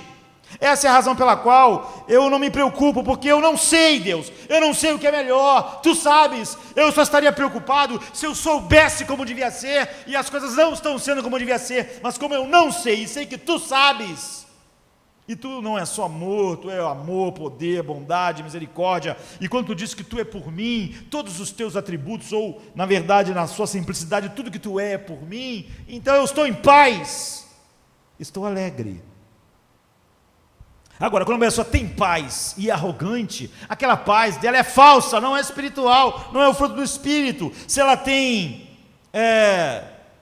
humildade, mas ela não tem paz, aquela humildade não é um fruto do Espírito, porque a verdadeira humildade, ela reconhece Deus é sábio, Deus é bom, então tem paz. A verdadeira humildade leva a paz, porque é uma coisa só. A paz é baseada no fato de que as coisas estão indo bem para você, então essa paz é arrogante. Assim que as coisas não forem bem, você não vai ter mais paz, porque essa paz não era um fruto do Espírito. Mas se a paz, tua paz fluísse da tua humildade, de que em Cristo todas as coisas cooperam para o seu bem, então não importa se as coisas mudem, a paz vai estar lá, a humildade, a alegria, a longanimidade, o amor vai ser sofredor, vai ser longânimo.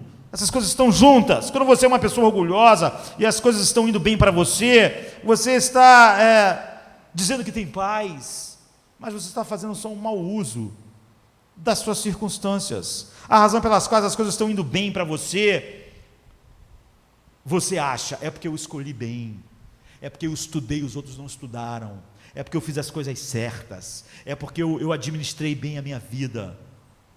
A sua paz flui da sua arrogância. Assim que tudo começar a desmoronar e você não puder mais confiar em você mesmo, como não há nenhuma humildade para ter se entregue nas mãos de Deus quando tudo estava bem, a paz vira desespero, porque ela não era verdadeira. Em outras palavras, a sua paz é uma paz falsa, não é uma paz duradoura, não é o que o Espírito Santo estava produzindo, porque se ela fosse, ela estaria crescendo a paz, a alegria, a humildade, o domínio próprio, a capacidade de sofrer, a longanimidade, sabe, longamente, sem que a paz seja afetada, sem que a alegria seja afetada, sem que a paciência, enfim. Em 1 João 4,20, João diz assim: se alguém diz eu amo a Deus, mas odeio o seu irmão, é mentiroso. Ele não diz, aquele que diz eu amo a Deus, mas odeia seu irmão, é uma pessoa desequilibrada. O que quer dizer o seguinte: quem produz o amor a Deus é o Espírito Santo no Filho de Deus. Esse mesmo Espírito produz o amor à igreja. Se você diz que ama a Deus, mas não ama a igreja, você é mentiroso, porque esse amor não pode ser um verdadeiro amor a Deus, não pode ser o que o Espírito Santo está produzindo, porque o Espírito Santo não tem um amor para Deus, um amor para com a igreja, um amor, ele tem o amor que ele produz. E Deus amou a igreja, Jesus amou a igreja, entregou a sua vida por ela. O Espírito ama a igreja, ele habita a igreja. Então o mesmo Espírito que produziu soberanamente o amor a Deus, produz o amor à igreja. Ou não é um fruto do Espírito, o amor. Então João diz, se você diz que ama a Deus, mas não ama o seu irmão, você está um cristão desequilibrado. Ele não diz isso, porque isso não existe. Ele diz, quem diz que ama a Deus e não ama a igreja, é mentiroso, porque não é possível.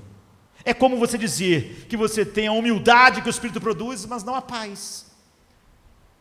Você tem a salvação que ele produz, mas não a alegria. Você nega a simplicidade de Deus, esse atributo essencial que está lá, que define o próprio ser de Deus. A paz verdadeira está sempre conectada à humildade, Porque a paz do cristão é a paz que sabe que ele não sabe nada e Deus sabe tudo, ele não pode nada e Deus pode tudo, ele não é sábio para ter um plano e Deus tem um plano perfeito. A paz dele flui da sua humildade. Quando tudo começa a funcionar de uma maneira estranha para ele, como a paz dele não vê da sua sabedoria, ele não fica confuso. Mas quando a nossa paz flui da nossa arrogância, nós achamos que temos no controle, que temos dinheiro para garantir as coisas, que temos sabedoria, que sabemos o que é melhor para nós. Quando começa a acontecer coisas que nós achamos que não é melhor para nós, nossa paz vai embora, porque ela era falsa, ela fluía do nosso orgulho e não da nossa humildade. É assim. Você vê todo o fruto, nós podíamos gastar tempo, eles são assim, ligados por causa da simplicidade de Deus.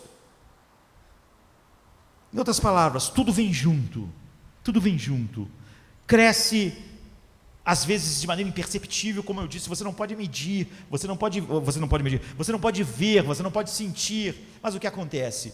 Você pode medir, e você vai estar em situações à frente na sua vida que você diz: olha, eu não imaginaria que eu podia estar em paz nessa situação. Como uma criança que não sentiu que cresceu, mas cresceu, e agora ela é mais rápida. Assim essas coisas crescem. Você vê lealdade e coragem. Algumas pessoas são amáveis como temperamento natural, isso não tem nada a ver com o Espírito Santo. E se você fosse um cristão, você ia ser amável. Se você não fosse, você ia ser amável. Não tem nada a ver, é a sua fisiologia, não sei. Você é doce, mas você é um covarde. Você é um covarde. A sua doçura natural, a sua gentileza natural não vai junto com a fidelidade, que é o fruto do Espírito. Então é óbvio que a sua doçura e a sua amabilidade não é um fruto do Espírito, porque você vê, ela faz de você um covarde. Você não pode dizer para uma pessoa a verdade, aquilo que Deus quer, porque você exatamente acha que você é tão doce que você não pode falar algo desagradável para ela nunca. Isso não é amor, não é amor que o Espírito Santo produz. Você está tão cheio de amor que você não quer que ninguém se sinta mal. Você está tão cheio de amor que você não pode dizer a verdade de Deus para aquela pessoa, porque ela vai se sentir triste. Você está tão cheio de um suposto amor, que você, quando a pessoa faz uma pergunta a você, e você vai ter que então salvar o pai dela, a mãe dela, todo mundo, para ela não se sentir mal. Você vê, o seu amor não cresceu junto com a sua fidelidade.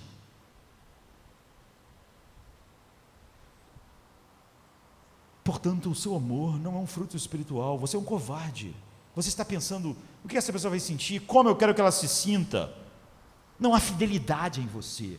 Portanto, o amor não é fruto do Espírito, porque o amor é fruto do Espírito e a fidelidade também é. Assim, Jonathan Edwards diz que, antes de tudo, o que significa é que é uma conexão, todos eles vêm juntos. Ou mais longe do que isso, não é? Eles são interdependentes. Você só tem paz porque você é humilde. Essas duas coisas estão ligadas, e você só tem alegria porque você tem paz, e você só é benigno porque a tua paz fluiu da benignidade de Deus.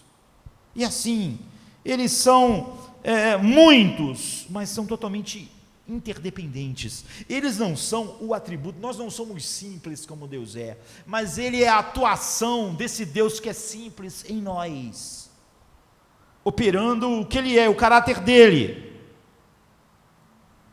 Então muitas pessoas dizem que eles acham que tem um autocontrole. Eles podem ter, de uma maneira natural, serem pessoas que consigam se controlar, mas o que a Bíblia diz é que o autocontrole cria alegria. Você pode dizer, como assim, pastor, o autocontrole cria alegria? Quando é fruto do Espírito, cria. Por quê? Por exemplo, veja a razão porque você é viciado em alguma coisa. Você só é viciado em alguma coisa e dependente de alguma coisa que não é Cristo, porque você não tem alegria. Então, se você tem um autocontrole e não tem alegria, é óbvio que esse autocontrole não é um fruto do Espírito. A tua dependência das coisas, elas surgem da tua falta de alegria. É porque você não tem uma alegria plena em Cristo que você precisa do sexo para te dar alegria, se você não tiver ele, ou então você não tem um autocontrole sobre ele. É porque você não tem uma plena alegria em Cristo que o dinheiro te domina. Se você tivesse uma alegria plena em Cristo, que é o que o Espírito Santo produz, então você vê, a alegria produz autocontrole.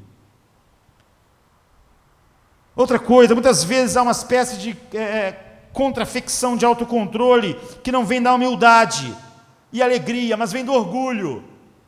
Por exemplo, nós conhecemos muito isso quando a gente era criança. Hoje está cada vez menos, mas as pessoas diziam para os meninos assim: não chore não, está parecendo uma menina, está parecendo uma mulher, seja homem, não chore. Aí o que acontece com os garotos? Eles desenvolvem um autocontrole, ou seja, eles começam a controlar essa coisa de chorar, parece que se tornaram mais fortes assim, para se controlar. Mas esse autocontrole veio do quê, queridos? Veio da arrogância de que eles são mais fortes que as mulheres, que eles são superiores às mulheres. Eles conseguiram um autocontrole? Conseguiram. Se tornaram mais duros às situações? Se tornaram. Mas veio de um pecado. Você vê, o autocontrole, que é fruto do Espírito, vem da alegria. Eu não dependo do sexo, porque eu tenho uma alegria perfeita em Cristo. Então isso na minha vida vai ter exatamente o lugar que Deus determinou. Eu não dependo da amizade do mundo para a minha alegria, portanto, a amizade na minha vida vai ter só o lugar que Deus determinou. Eu tenho um autocontrole do meu tempo, de todas as coisas. Por quê? Porque eu tenho alegria, mas quando eu não tenho uma alegria em Cristo, eu não consigo. Eu fico viciado nas coisas, eu preciso das coisas para viver. Elas me dominam. Então você vê, é isso que esse atributo de Deus mostra para nós, como Ele descortina para nós a vida espiritual, a vida que flui do Espírito. E você pode, uma pessoa de integridade é alguém que é sempre o mesmo. A integridade é um fruto do Espírito, ela não é manipuladora. A nossa integridade vem que é da alegria total e enorme em Cristo e nossa paz. É assim, as coisas estão interligadas. Então, por exemplo, tem pessoas que são muito alegres, pessoas divertidas, para cima, mas elas não podem manter amigos, como eu disse. Por quê? Porque ela não é uma pessoa paciente. Ela é muito alegre, muito para cima, muito divertida, mas ela não tem paciência nenhuma. Então, óbvio que aquela alegria dela não tem nada a ver com o fruto do Espírito. Você vê, é isso que Jonathan está dizendo. Eles são juntos, eles são um eco da simplicidade de Deus. Da simplicidade de Deus. Algumas pessoas parecem serem totalmente compreensivas. Há muitos cristãos assim, são muito compreensivos. São pessoas não julgadoras. Você vê isso como algo, são gentis, são disponíveis. Mas por que ele não é julgador? Porque ele simplesmente pode olhar para algo, ver o mal daquilo, o erro daquilo, mas saber que ele também merecia a ira infinita de Deus, então tratar com aquela pessoa nos termos do Evangelho? Não. A maioria dos cristãos que eu conheço que não são julgadores, são gentis, é porque eles vivem quebrando as suas promessas, eles vivem uma vida que desonra a Deus, eles compreendem muito bem alguém toda hora caindo em pecados sexuais, porque eles mesmos caem. É uma maneira deles se sentirem bem com a consciência deles. Eles vão ser compreensivos, mas eles só são compreensivos porque eles também não têm nenhuma vida que honre Deus naquela área. Então a única maneira dele viver bem com a consciência dele, que ele tem quedas em pecados sexuais, é eles não ter julgamento sobre questões sexuais. É uma maneira de se sentir bem. Se ele é uma pessoa que não mantém a sua palavra, então ele vai ser compreensivo com aquele pecado, ele vai ser compreensivo com aquele erro. Isso não flui da misericórdia, que flui da paz, que flui da alegria, que flui do perdão, da paciência, da longanimidade, flui só do seu pecado. E assim é. Quando a gente olha para Cristo, você enxerga isso da maneira mais poderosa. A Bíblia diz assim: se vivemos em espírito, andemos também em espírito. Simplicidade. E diz algo incrível: porque a carne cobiça contra o espírito, Gálatas 5, 17, 18, e o espírito contra a carne, e estes opõem-se um ao outro, para que não façais o que quereis, mas se sois guiados pelo espírito, não estão debaixo da lei. Então há duas coisas aqui para a gente encerrar, não é? Como nós crescemos na graça? Você vai ver isso em Romanos 8, Colossenses 3, Hebreus 12, Você crucifica a sua natureza pecaminosa. Como isso acontece? Há um forte desejo. A gente chama isso de cobiça. Cobiça é forte desejo. A Bíblia diz que a carne cobiça contra o espírito e o espírito cobiça contra a carne. Ou seja, o espírito tem fortes desejos que são contrários à carne, e a carne tem fortes desejos que são contrários ao espírito. Que desejos são esses? Essa é a cobiça do espírito. É o que ele está dizendo, o espírito cobiça. Ele está dizendo, se você vive no Espírito, se você está no Espírito, você vai viver assim. Essa cobiça do Espírito vai tomar forma em você, pois a carne deseja o que é contrário ao Espírito, e o Espírito deseja ou cobiça o que é contrário à carne. O que é contrário ao Espírito? É tudo aquilo que não glorifica a Cristo. O que o Espírito cobiça, o que o Espírito deseja? Ele deseja Cristo, ele se deleita em Cristo. O Espírito olha para Cristo, então diz para você, na linguagem bíblica, veja como ele é lindo, veja como ele é totalmente satisfatório, ele tem desejos fortes por Cristo, e quando ele cria esses desejos em nós, esses desejos lutam contra a carne, como os desejos que dizem, o dinheiro é melhor que Cristo, o sexo é melhor que Cristo, o status é melhor que Cristo, cobiçam contra o Espírito, porque o Espírito ama Cristo. Abre assim em João 15, 26, mas quando vier o Consolador, que eu da parte do Pai vos hei de enviar, aquele Espírito da verdade que procede do Pai, testificará de mim. Nós somos a noiva, Cristo é um noivo, o Espírito é a pessoa que nos uniu.